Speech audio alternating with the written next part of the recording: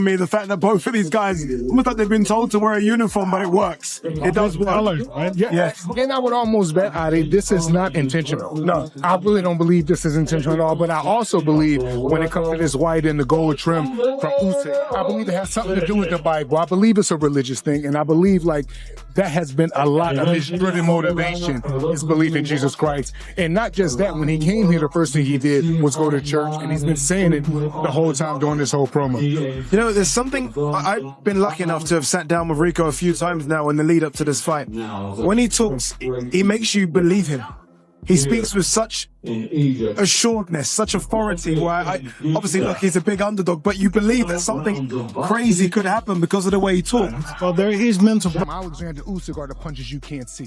He hit you with the blindsided shot. So yeah, Rico may have seen a bunch of kicks, a bunch of whole different punches, but he's never seen nothing that's going to be coming from the direction of shots the way how Oleksandr Usyk throw punches. This is very different for Rico, I'm guessing, Alistair. For his last 10 years, he walks into the ring in kickboxing as a favorite. He goes in there and we expect him to win.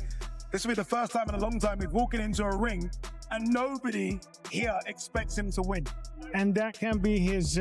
He brings so much history with it, and then being so close to the pyramids that have been here for thousands of years, and now we're in 2026 and still Egypt is writing history, and me and Oleksandr are a small part of that history, with us headlining this main event on this card. So that's why I say I feel so thankful, and thank you to His Excellency and the whole organization. Of course, thank you to Oleksandr Usyk for accepting this challenge. So, like I said, I feel blessed. I'm excited. I put everything I have into this, so I can't wait for Saturday night. And you've said in the build-up as well, Rico, look, let's talk about the similarities with yourself and Usyk as great champions, rather than the differences. You're two gentlemen, it's been classy in the build-up, but what do you respect deep down about the man you're sharing the ring with as a character and a fighter? No, 100%. I think just in general, if we look at the world, we are more looking at what makes you different from me, instead of what do we like have in together. What do we have in common? Like me and Usyk, we both are fathers. I like kickboxing, he likes boxing. Oh, but it's martial arts, so we both love that. So this man is an undisputed champion for years. He did it in the cruiserweights, now he's done it in the heavyweight. So I respect every opponent. So either way, if whatever feeling you would have against an opponent, I know what it takes and what you have to go through to step into the ring. And now being among all these boxing legends here, Mr. Crawford, also a boxing legend, boxing icon, so it's for me like a true blessing to be here.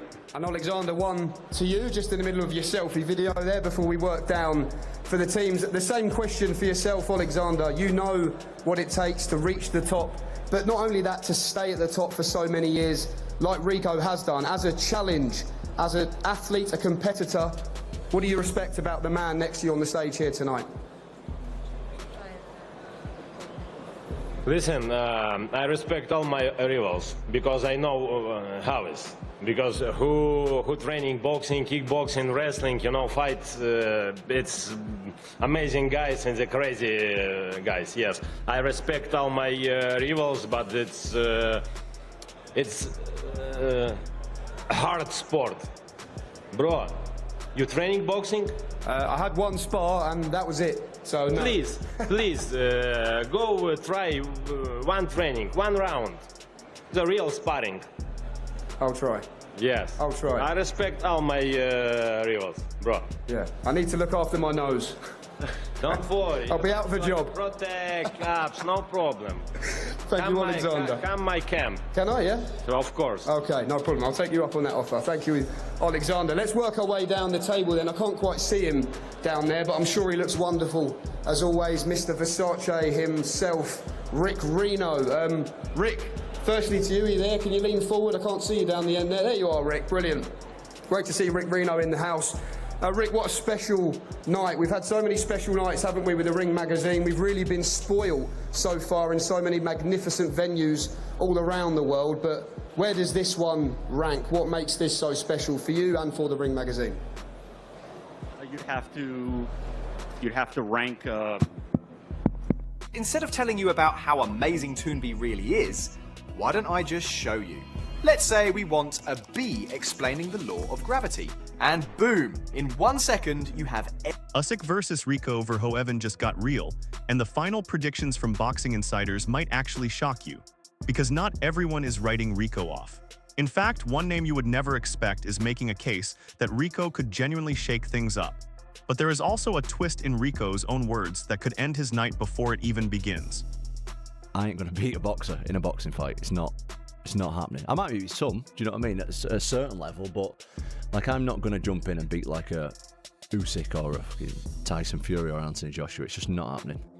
What do you make of it? You've sparred. Yeah. Does he have any chance? I mean, I've been sparring Rico for 10 years, so I know him well. He's like, I'm lucky enough to say that he's a friend of mine as well. Super, super good guy. I think anybody's got a chance, don't they? But I think Usyk's is of levels. Rico's a big human being. He might cause Usyk some problems with his move. Like, I've got a better question. They move different. Is Rico a better boxer than Francis Ngannou? Yes. Okay, well, Francis Ngannou dropped the unified heavyweight champion of the world in Tyson Fury. So doesn't sound very ludicrous anymore, does it? If Rico Verhoeven was going in with Francis Ngannou, would he be the favourite in a boxing match? Yes, I think he would. Okay, well, there you go. I do think he would. Look, you don't take anyone for granted. He's a big, strong guy, Verhoeven. He's in good shape. He's physical. He's game. You know, he's experienced in the kickboxing realm.